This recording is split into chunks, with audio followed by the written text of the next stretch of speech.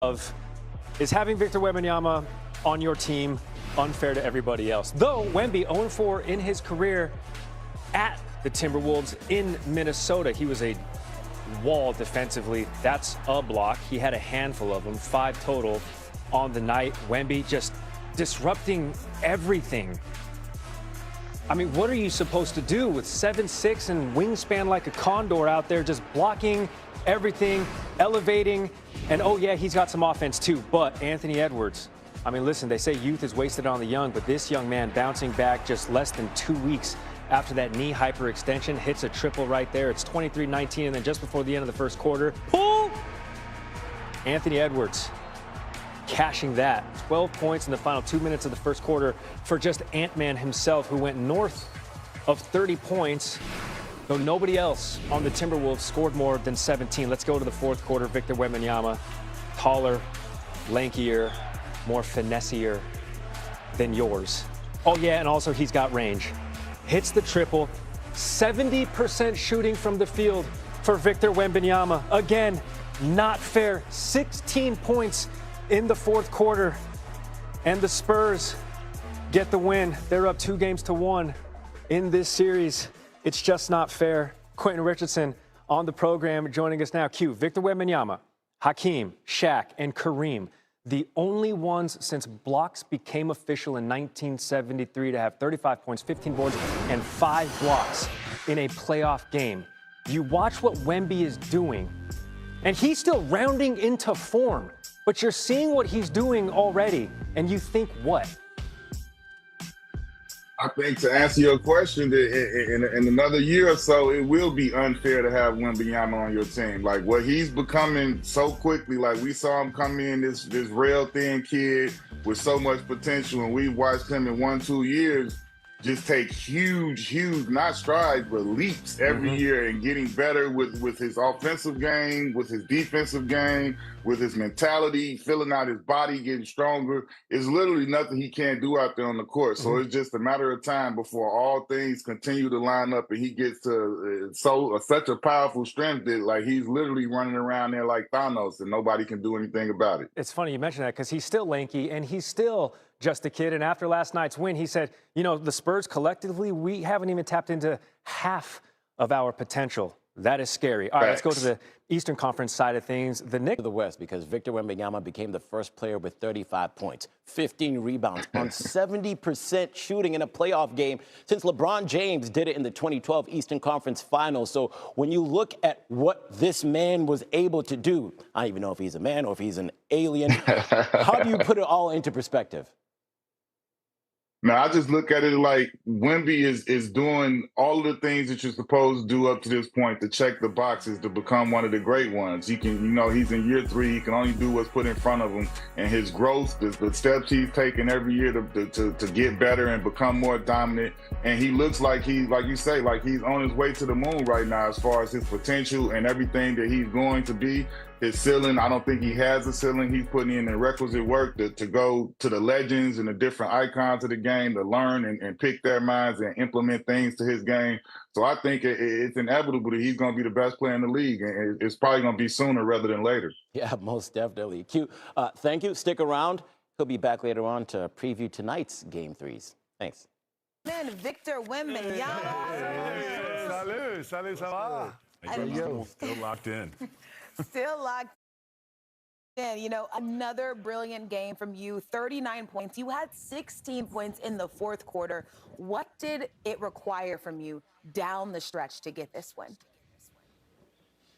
You said it, down the stretch. I mean, the hardest part about the game, and this team especially, is they have to hold you to these high standards. Otherwise, it's just going to make runs. It's just going to bully you.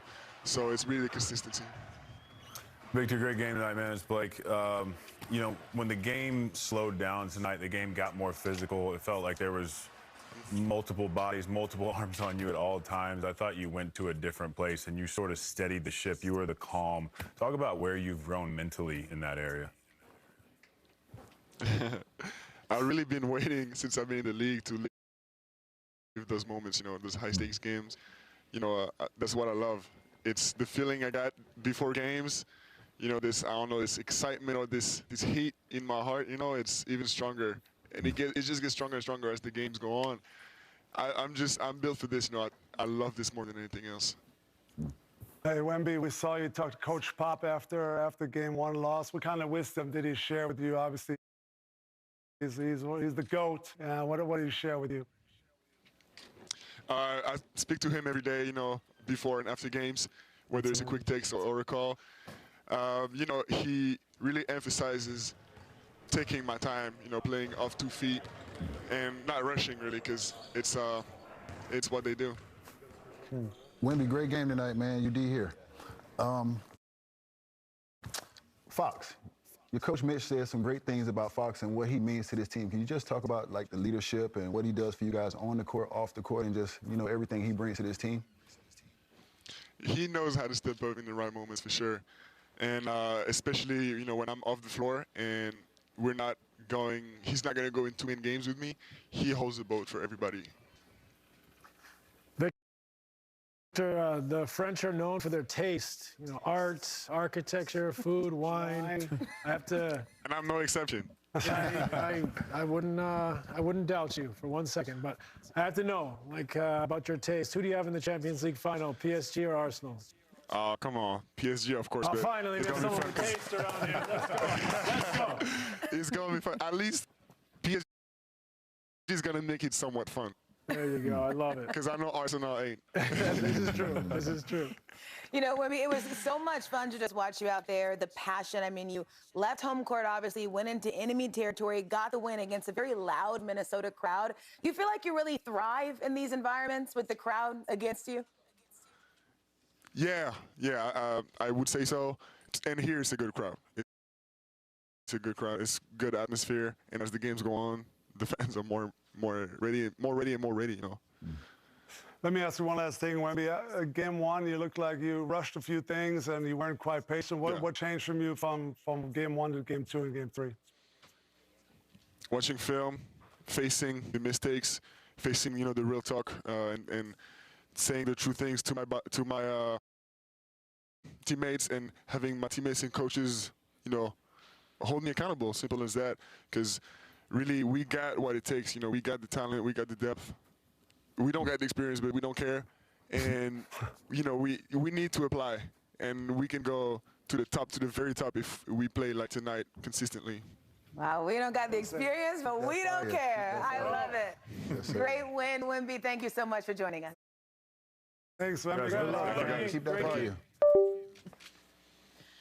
All right, we just checked in with the Spurs, of course. Now let's check in with the Minnesota Timberwolves and Chris Finch, who's at the podium. 133-95. I'm looking at the pain points to 58-36 in favor of San Antonio. I don't know how much we can break down about this game, but well, I told you I thought this would be a beatdown because I thought they came out flat in the last game because they hadn't played in a while. And tonight, the only difference to me, their energy level. I mean, it was like night and day compared to game one. On the defensive end? On the defense and the offensive end, because you know, everybody made a big deal. One of my friends worked for the Timberwolves. His name is Patrick. I says, Patrick. Yeah. I said, Patrick. Good friend. He said, I said, what's he do?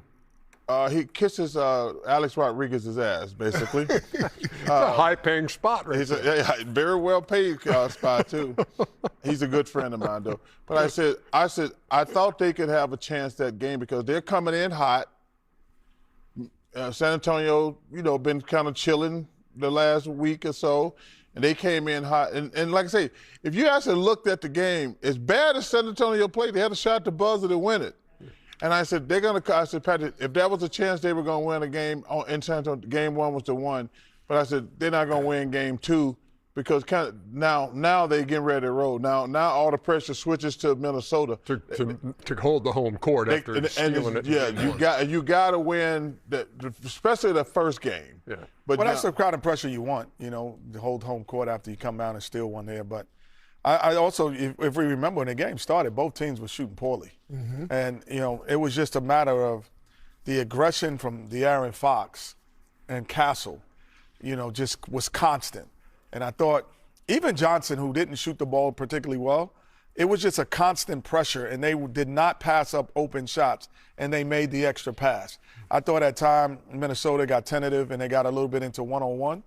And when they were struggling, they never got out of the struggle, where San Antonio started making shots because they stayed on put the pedal on the gas. Yeah, they wound up shooting 50% for the game. They are 36-1 this year when they shoot 50%.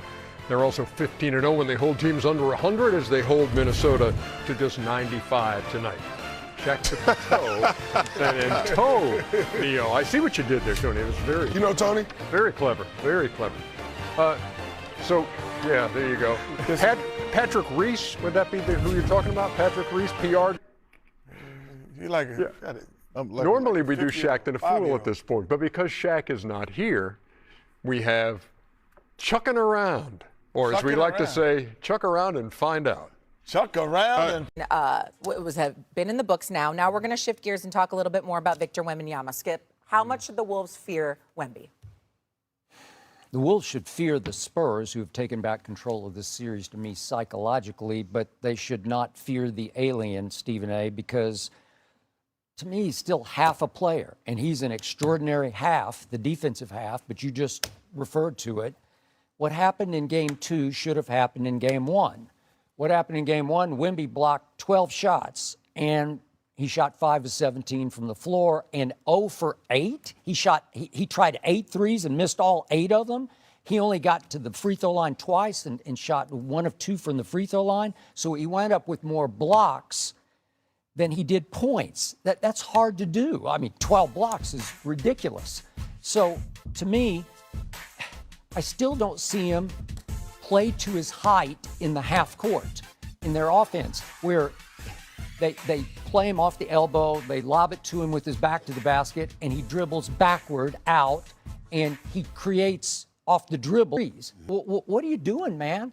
And in Game 2, he took 7 and made 2 of them, but he was lucky that his teammates made 16 of 39 threes in Game 2 and carried him, because they inflicted, obviously, the worst loss on the Minnesota Timberwolves in their playoff history. So he still doesn't play to his height, commanding the basketball on the offensive end. I don't get it. I don't know. He still views himself. I think he looks in the mirror and sees a 2-guard. I don't understand it.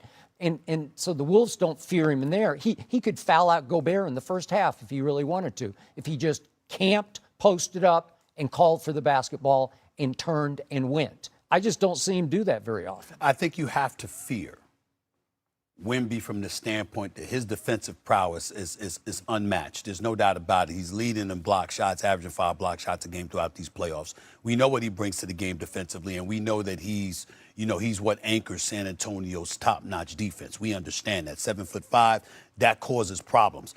I think that what we have to pay attention to is what transpires come playoff time. The game slows up, Skip, as you well know, and it gets more physical. And if you're Minnesota, that's what you've been doing. Whether it's Gobert, whether it's Randall or whomever, they're throwing bodies at him and they're making him feel them. What does he do? He responds in kind in Game 2. He had like 7 Spurs scoring in double figures. You had Stephon Castle who had fouled out in Game 1. All right, he was more assertive in Game 2. De'Aaron Fox, who shouldered the blame because of what happened in Game 1. He showed up in Game 2. So I'm not looking at what Wemby's lacking offensively when I knew there was a cadre of other players that felt the need to get loose because they knew they all needed to get their act together for Game 2. I'll see what happens going forward, but we can't knock Wemby when he's shown the ability to shoot threes. So what? He struggled in these first 2 games shooting threes or whatever. We've seen him driving to the hole. We've seen him being aggressive. We've seen him be the anti-James Harden in terms of going after it and trying to make his presence felt. Wemby ain't out there just lollygagging. He's not out there, okay, it's my turn, let me get this shot off or whatever. He's looking to make things happen.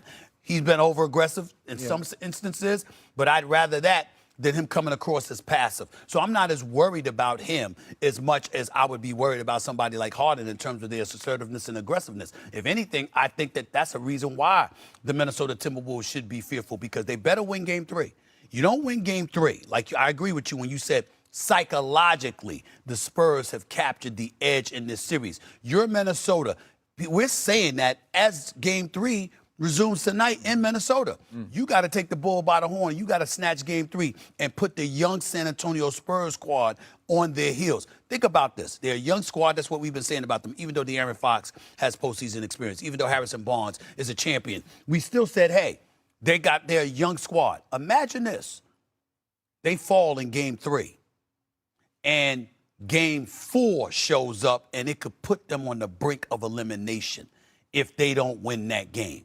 You're a young San Antonio Spurs squad. We want to see how they react under those circumstances rather than them winning game 3 and putting Minnesota on its heels. Because as far as I'm concerned, if San Antonio wins game 3, they win the series. Guys, they won by 38. San Antonio won by 38. And they were up 5. They were up by 47.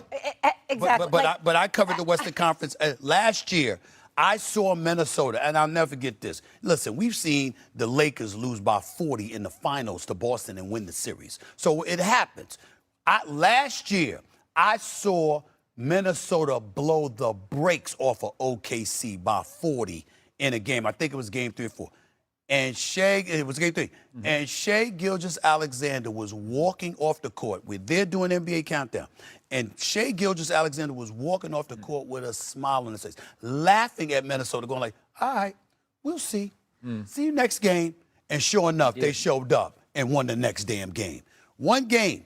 That's all it is. It happens. Okay, it so happens. are you okay with Wemby jacking up that many threes? He's cut him back a little bit this year from last year, but he's still capable of shooting 8 or 10 threes, and I don't understand it because Oklahoma City uses Chet Holmgren to shoot threes, but he's a better three-point shooter than Wemby is. And Chet will just go post up out at the three-point line. I mean, he'll just go spot up. And they'll whip it around the perimeter, and he'll just have a wide open 3.